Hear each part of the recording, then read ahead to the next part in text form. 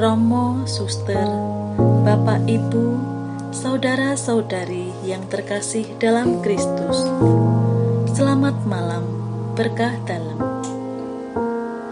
Pada malam ini, kita memasuki hari ke-8 dalam bulan Kitab Suci Nasional. Bacaan Injil hari ini diambil dari Injil Matius, bab 1, ayat 18 sampai 23. Sebelum kita dengarkan sabda Tuhan, marilah terlebih dahulu kita berdoa. Dalam nama Bapa dan Putra dan Roh Kudus. Amin. Ya Bapa, syukur kami haturkan kepadamu atas segala limpahan berkat dan kasih-Mu kepada kami pada hari ini.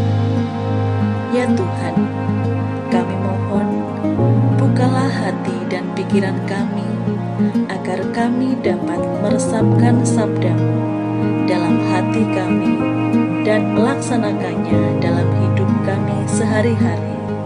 Amin. Dalam nama Bapa dan Putra dan Roh Kudus.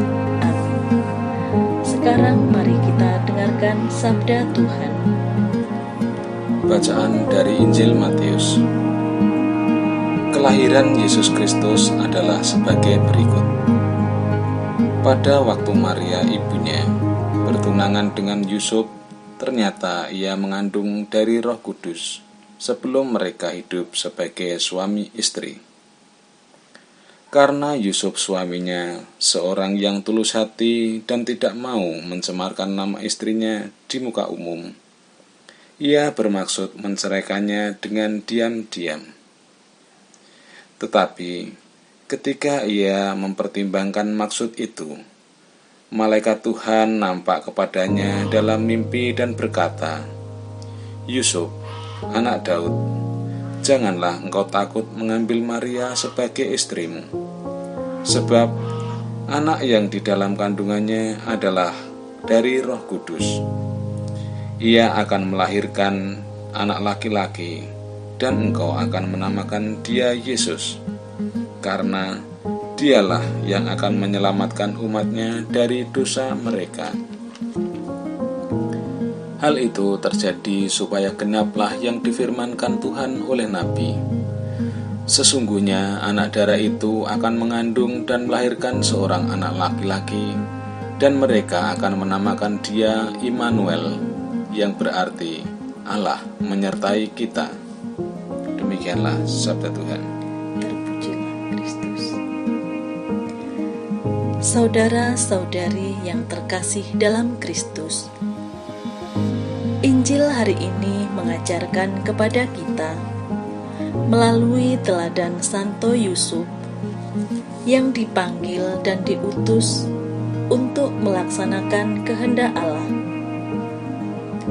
Santo Yusuf mengalami gejolak batin yang luar biasa ketika harus menerima Maria sebagai istrinya, yang mana Maria telah mengandung pada saat itu.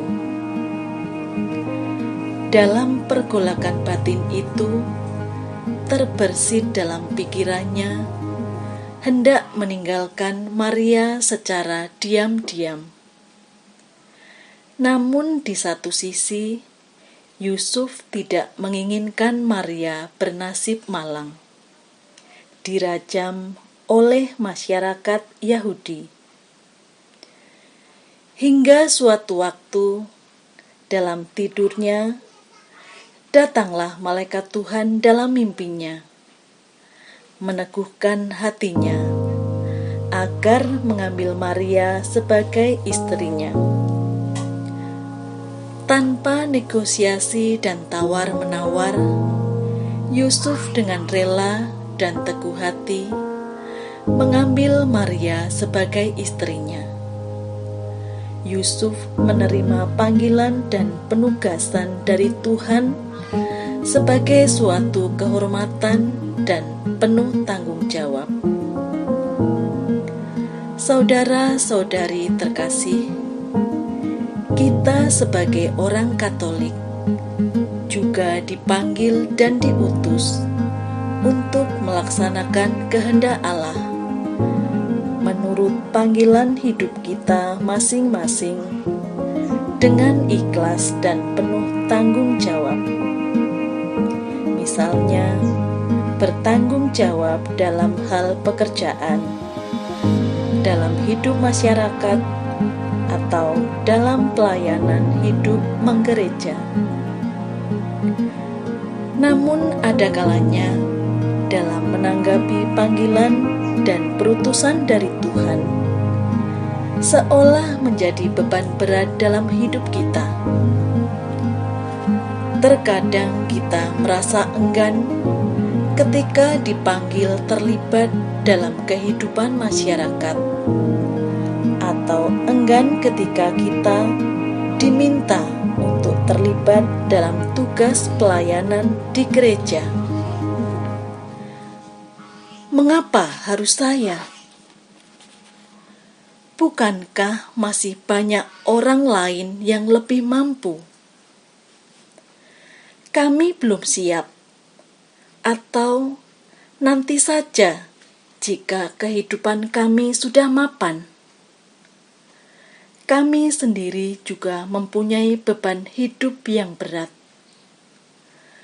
Pertanyaan dan alasan-alasan tadi kadang kita jadikan pembenaran dan pembelaan diri kita untuk menghindar dari tugas perutusan kita. Saudara-saudari, menanggapi panggilan dan ikut serta dalam karya Tuhan tidak boleh kita anggap sebagai beban, tetapi merupakan sebuah kehormatan yang harus kita terima dengan kerelaan hati dan penuh tanggung jawab. Seperti halnya yang telah diteladankan oleh Santo Yusuf kepada kita melalui bacaan hari ini.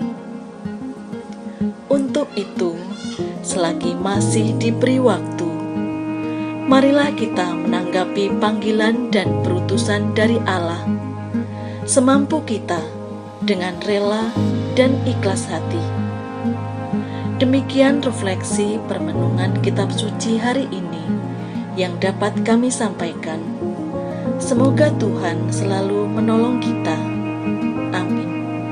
Marilah kita akhiri dengan berdoa. Dalam nama Bapa dan Putra dan Roh Kudus. Amin.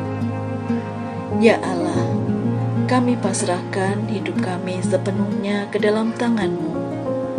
Semoga Engkau selalu meneguhkan kami untuk selalu percaya dan berserah kepada kehendak-Mu, karena Engkaulah sumber kekuatan dan kehidupan kami. Amin. Dalam nama Bapa dan Putra dan Roh Kudus. Amin.